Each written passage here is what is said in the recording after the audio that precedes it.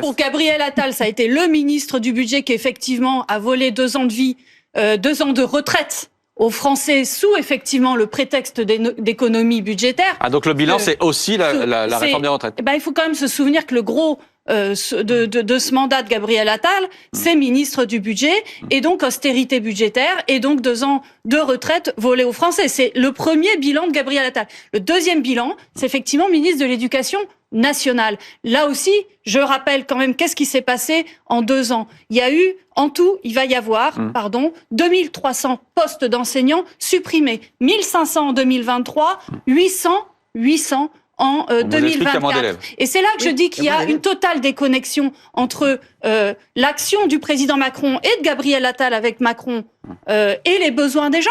Les gens, de quoi ils ont besoin quand on est parent? Quand on est parent, qu'on a ses enfants, c'est mon cas en école publique, qu'est-ce qui est important pour nous? C'est que quand le prof est absent, on est un remplaçant.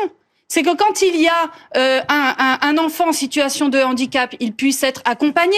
Aujourd'hui, la plupart des enfants en situation de handicap, par exemple en département de Seine-Saint-Denis, ne peuvent pas être accompagnés faute de moyens. Il nous manque, par exemple, on parle de sécurité à l'école.